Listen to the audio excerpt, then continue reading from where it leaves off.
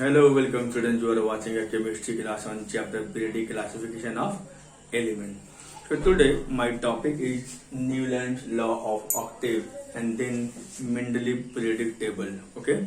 So let us first discussing on the Newland law of octave. You know very well that Newland arranged those elements in increasing order of atomic mass. Newland ने क्या किया था, element को increasing order of atomic mass के आधार पर उसने सजाया था। तो उसने एलिमेंट को 7 हॉरिजॉन्टल रो में उसने अरेंज किया था एलिमेंट को। एंड ही फाउंड दैट, उसने क्या खोजा, उसने क्या पाया सजाने के बाद, he found that every 8th element have the similar property as that of the first element. जो पहला एलिमेंट जो है और जो हर 8वां जो एलिमेंट आता है उनका प्रॉपर्टी और पहला एलिमेंट का जो प्रॉपर्टी है बिल्कुल क्या है, समान देखा गया। तो इसलिए उसका न्यूलैंड लॉ ऑफ ऑक्टेव कहा गया, क्योंकि ये म्यूजिक लवर था, गाने सुनने का बड़ा शौकीन था ये। ठीक है, तो वो इंग्लिश में क्या बोलते हैं मालूम नहीं है, लेकिन हिंदी में क्या है आपने जरूर सुना होगा। सारे गामा पाधा लिटिल चैम्प्स चैनल्स में आते हैं तो आपको बढ़िया से याद हो जाएगा। तो सारे गामा पाधा निशा। ओके, तो अब देखो, अगर मैं आपको गाना गाने के लिए बोलूंगा तो आप कैसे बोलोगे, सारे गामा पाधा नी, उसके बाद फिर क्या आ गया, सा आ गया। मतलब ये जो सा 8वां और पहले क्या था स्टार्टिंग सा। ओके, तो ये रिपीट आ गया। मान के चलो अगर ये हमारा फर्स्ट एलिमेंट है, ये हमारा क्या है फर्स्ट एलिमेंट है, तो अब गिन लो, ऑक्टेव मीन्स 8वां। ओके, तो first second third fourth fifth six 7 then 8, ये आ गया ना 8। तो इसका प्रॉपर्टी और इसका प्रॉपर्टी बिल्कुल क्या है, सिमिलर है। ओके, तो इसलिए इसी के आधार पे उसने क्या नाम दिया गया, Newland law of octave. This means how can you define? According to Newland law of octave, when these elements are arranged in increasing order of atomic mass, then every 8th element has the similar property as that of the first element in his table. Okay? याद रखना, जब Newland ने इसके बारे में जो सजाया था एलिमेंट को, उस समय के जमाने में At that time, noble gases were not discovered. उस समय के जमाने में नोबल गैस का आविष्कार खोज नहीं हुआ था। अब आपने देखा, आपको मालूम है कि इनर्ट गैस में क्या क्या एलिमेंट आते हैं, हीलियम, आर्गन, नियॉन, क्रिप्टन।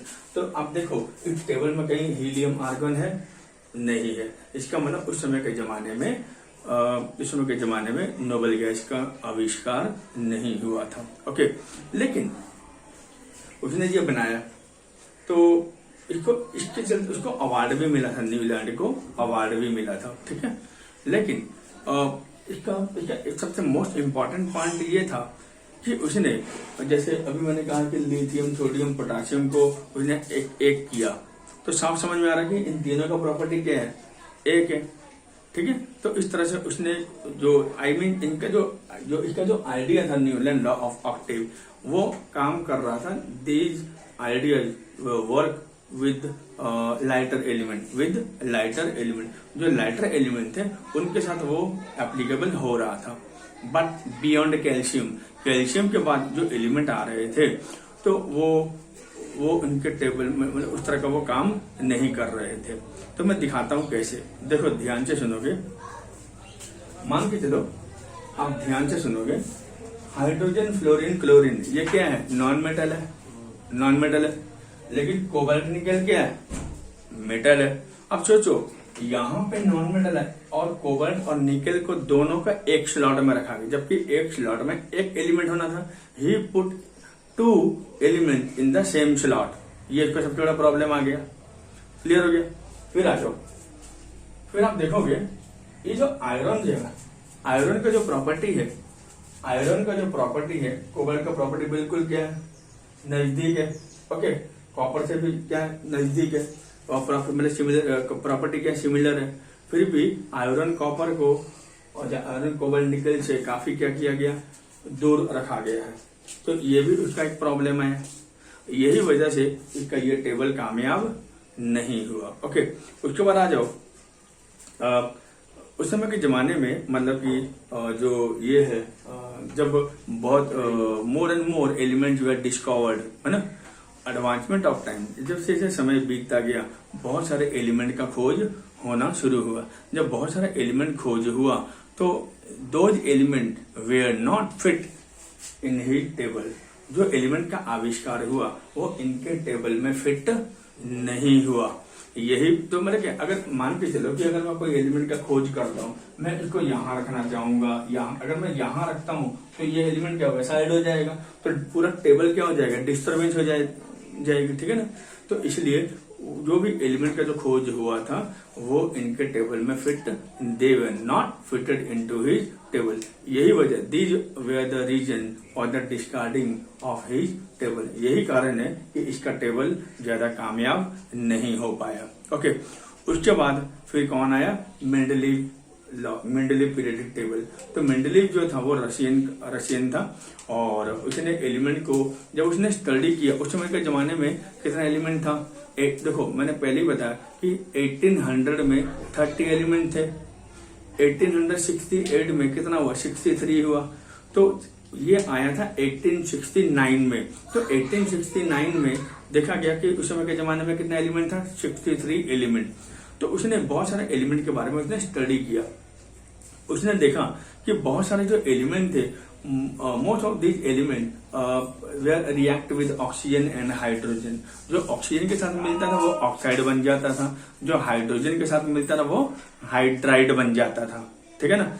तो उसने उसी के तरीके से फॉर्मूला तैयार किया, बट फॉर्मूला क्या है, वही सेम तरीका, he arrange those element in increasing order of atomic mass. किस आधार पर उसने सजाया था, एटॉमिक मास के आधार पे सजाया था। लेकिन उसका मैं टेबल दिखाऊंगा थोड़ी देर बाद में, तो मैं थोड़ा ये बना लूं, तो नेक्स्ट क्लास में मैं टेबल बना के पूरा क्लियर कर दूंगा, ठीक है। तो फिर उसने कहीं प्रॉब्लम आया था, उसका प्रॉब्लम क्या आया था, उसने पहले क्या किया, उसने पहले ऑक्सीजन और हाइड्रोजन को जो रिएक्टिविटी देखा उसका उसने फॉर्मूला तैयार किया, क्या बनाया, उसने फॉर्मूला तैयार किया, फिर एलिमेंट को उसने वहां पुट कर दिया, प्लेस कर सजा दिया। सजाने के बाद उसने देखा कि जहां पर कहीं ना कहीं उसको विश्वास था कि आने वाले दिनों में और भी बहुत सारे एलिमेंट का खोज होगा। तो he left some gap in the table, उसने अपने टेबल में कहीं ना कहीं उसने क्या किया, वो गैप छोड़ दिया, जगह छोड़ दिया। वो इसलिए छोड़ क्योंकि उसको विश्वास था कि आने वाले दिनों में ये भी एलिमेंट के आविष्कार खोज होंगे। तो उसने क्या किया, उसने वो जो एलिमेंट का खोज नहीं हुआ था, जो गैप रखा था, उसने उसके बारे में अनुमान लगा दिया था कि इसका atomic number, atomic weight, density, है ना, विस्कोसिटी, उसने सारा वो एलिमेंट का वो निकाल के रख दिया था। तो रखने का उसका नाम कैसे रखते थे, जैसे इक्का सिलिकॉन, है ना, इक्का मतलब पहले सिलिकॉन है, बाद में जो नया एलिमेंट आएगा, उसने इस तरह का आइडिया दिया था एलिमेंट का। लेकिन जब आने वाले दिनों में जब नया एलिमेंट का खोज हुआ तो देखा गया कि जो मेंडलीव ने जो तरीका अपनाया था, उसने जो एटॉमिक वेट और वैलेंसी जो भी उसने बताया था, डेंसिटी, वो बिल्कुल उससे मिलता जुलता था। तो ये मेंडलीव का बहुत बड़ा कामयाबी था, ठीक है, ये बहुत बड़ा कामयाबी था। लेकिन वो फिर भी कामयाब नहीं हो पाया। इसका कारण क्या कि वो कामयाब नहीं हो पाया, उसका कारण ये था, पहले जो हम लोग ये तो पुराना टेबल है जो मेंडलीव ने तैयार किया था, वो इस तरह का तैयार किया था, देखो ऐसे। जब साइंटिस्ट ने पूछा कि ये जो हाइड्रोजन है, ये हाइड्रोजन को मेटल के ऊपर में क्यों रखा, जबकि हाइड्रोजन क्या है, नॉन मेटल है, तो इसका जवाब वो नहीं दे पाया था, इसका जवाब वो नहीं दे पाया था। यही कारण है कि मेंडलीव का ये पीरियडिक टेबल कामयाब नहीं हुआ। उसके बाद आ गया और एक उसका गड़बड़ हुआ था, मैंने आपको पहले ही बताया कि क्लोरीन का मास नंबर क्या है, अभी जो हम लोग बोलते हैं 35.5 बोलते हैं, लेकिन उस समय के जमाने में दो तरह का क्लोरीन का खोज था, एक जिसका एटॉमिक वेट क्या था 35 और दूसरे का क्या था 37। तो जब उसने एक क्लोरीन जब उसने सजाया था 35 वाला, तो 37 वाले ने सजाया नहीं, तो जब साइंटिस्ट ने पूछा कि आपने 35 का जो एटॉमिक मास है क्लोरीन का वो आपने टेबल में रख दिए, लेकिन 37 वाले को क्यों नहीं रखे, तो उसका वो जवाब नहीं दे पाया था।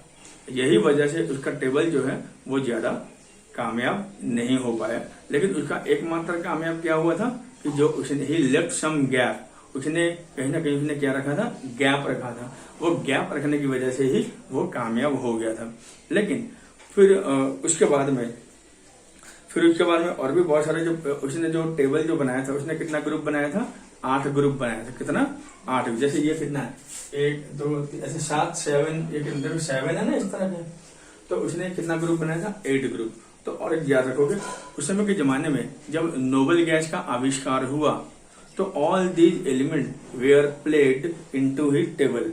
देखा गया कि उसने जो आविष्कार किया था, जो खोज हुआ था नोबेल गैस का, वो उसके टेबल में फिट हो गया था। मतलब उनका टेबल को डिस्टरबेंस नहीं हुआ। ये भी एक प्लस पॉइंट हुआ, ठीक है। लेकिन फिर भी ये कहीं ना कहीं क्या हो गया, वो कामयाब नहीं हो पाया। मैंने आपको बताया ना, he could not explain the position of hydrogen. Hydrogen को उसने यहाँ क्यों रखा, वो एक्सप्लेन नहीं कर पाया, नंबर 1 पॉइंट। नंबर 2 पॉइंट, उसने इसका भी एक्सप्लेन नहीं कर पाया कि उसने इसको क्यों नहीं चुना, उसने 35 वाले को चुना। तो यही कारण है कि उसका ये टेबल क्या हो गया, डिस्कार्ड हो गया, फेल्ड हो गया। तो फिर हम नेक्स्ट क्लास में फिर मैं टेबल बनाऊंगा, फिर उसके बाद में हम शुरू करेंगे मोगिली के बारे में बात करेंगे, नील बोर के बारे में बात करेंगे, फिर उसके बाद हम आएंगे मॉडर्न पीरियडिक टेबल तक। तब तक आप पढ़ते रहिएगा, फिर मिलते रहेंगे नेक्स्ट क्लास में। Okay, bye bye.